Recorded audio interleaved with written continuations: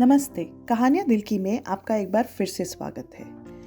कई बार जिंदगी में कुछ अजीब वाक्य होते हैं, कभी अच्छे कभी बुरे। हमारी आज की कहानी कुछ ऐसे ही अजीब असाधारण घटना के बारे में है। तो चलिए शुरू करते हैं आज की कहानी, जरूरतों का ड्रम। चहल पहल वाले शहर रामपुर में एक पुराना जंग लगा हुआ ड्रम एक प्राचीन पीपल के पेड़ की छाव में बस अड्डे के पास पड़ा था। कोई नहीं जानता था कि ये कहाँ से आया और क्यों यहाँ रखा गया था। सालों तक ये एक बेकार पड़ी वस्तु ही समझा जाता रहा, लेकिन फिर कुछ अजीब घटनाएं होने लगी। एक गर्म दोपहर राधा मौसी, जो रामपुर की सबसे बेहतरीन नींबू चाय बनाती थी, उनका दिन बहुत खराब चल रहा था क्योंकि उनकी केतली फूट गई थी। अब बिना केतली के वो यात्रियों को चाय नहीं बेच सकती थी। हताश होकर वह ड्रम के पास वाले बेंच पर बैठ गई और अपनी किस्मत को कोसने लगी। बेमन से उन्होंने ड्रम के अंदर झांका और उनका मुंह आश्चर्य से खुला रह गया। ड्रम के अंदर एक नई स्टील की केतली रखी थी जो बिल्कुल चमचमाती हुई लग रही थी, जैसे अभी अभी बाजार से आई हो। कांपते हाथों से उन्होंने उसे उठाया और चारों ओर देखा। ये तो चमत्कार है, उन्होंने धीरे से कहा। उनका दिल तेजी से धड़क रहा था। उस दिन उन्होंने अपनी जिंदगी की सबसे बेहतरीन चाय बनाई और हर ग्राहक को मुस्कुराकर चाय परोसी। कुछ दिनों बाद गोपाल, जो रामपुर का सबसे धूर्त व्यापारी था, वो बस अड्डे से गुजर रहा था। उसने राधा मौसी की चमचमाती नई केतली देखी और तुरंत उसके दिमाग में चालाकी भरी योजना बनी। अगर इस ड्रम ने राधा मौसी को केतली दी है तो शायद मुझे भी कुछ मिलेगा, उसने सोचा। हैरानी और लालच से भरे मन से वह ड्रम पे पास गया और अंदर झांका।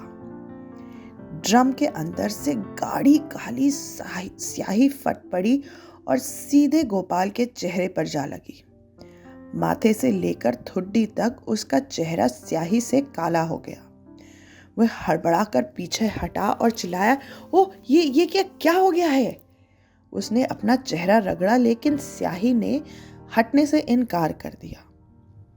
अगली सुबह जब वह बाजार पहुंचा तो लोग हंस हंस कर लोटपोट हो गए।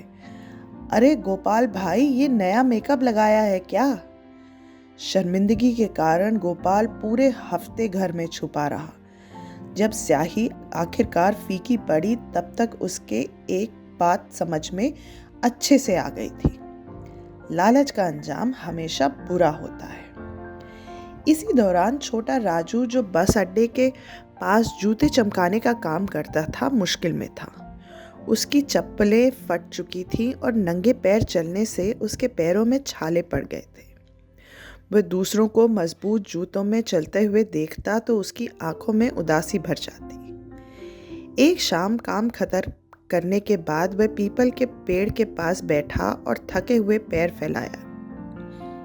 यूं ही उसने ड्रम में झांका बिना किसी उम्मीद के, और वहां ठीक उसके सामने एक नई जोड़ी चप्पल पड़ी थी, मजबूत, आरामदायक और बिल्कुल उसी के नाप की। राहुल की आंखें खुशी से छलक उठी। उसने चप्पल पहन ली और हाथ जोड़कर धीरे से कहा, धन्यवाद ड्रम बाबा, और फिर खुशी खुशी अपने काम पर लौट गया। एक दिन एक अमीर यात्री रामपुर से गुजर रहा था। उसने सुना कि लोग ड्रम के बारे में फुसफुसा रहे थे और मजाक उड़ाते हुए उसने कहा, बेवकूफ लोग, एक ड्रम से कोई चीज मिल सकती है भला? ये सब बकवास है। लेकिन उसकी जिज्ञासा जग गई और उसने अंदर झांकने की गलती कर दी। ड्रम के अंदर से गाढ़ी काली स्याही निकली और यात्री के पूरे चेहरे और कुर्ते पर जा गिरी। वह घबरा गया, इधर उधर भागने लगा और चेहरे से स्याही पोंछने की कोशिश करने लगा। आसपास खड़े लोग हंस हंस कर लोटपोट हो गए। अपमानित और गुस्से से भरकर वह आदमी गाड़ी में बैठा और रामपुर से भाग निकला। उस रात उस शहर में इस घटना पर काफ़ी चर्चा हुई राधा मौसी की गरम जरम चाय के साथ। धीरे धीरे पूरे रामपुर में एक अहम सच पता चला। ये ड्रम सिर्फ उन्हीं की उम्मीद पूरी करता था जो वास्तव में ज़रूरतमंद होते थे और लालची लोगों को दंड देता था। जिन्हें सचमुच ज़रूरत होती थी उन्हें ड्रम के अंदर वही चीज़ मिल जाती जो उन्हें चाहिए होती थी। लेकिन जो लोग लालच या स्वार्थ के इरादे से झांकते थे वे डरावनी काली स्याही से ढक जाते थे। ये खबर दूर दूर तक फैल गई और जल्द ही रामपुर एक बेहतर कस्बा बन गया। बेईमानी और लालच लोग करने वाले इस ड्रम से डरने लगे, जबकि ईमानदार और भरे लोग इसका आशीर्वाद मानने लगे। यहाँ तक कि गोपाल भी 3 और स्याही के छींटे के बाद सुधरने पर मजबूर हो गया था। जहाँ तक ड्रम की बात है, खैर वह अब भी पुराने पीपल के नीचे रखा हुआ है, देखते हुए परखते हुए लोगों को।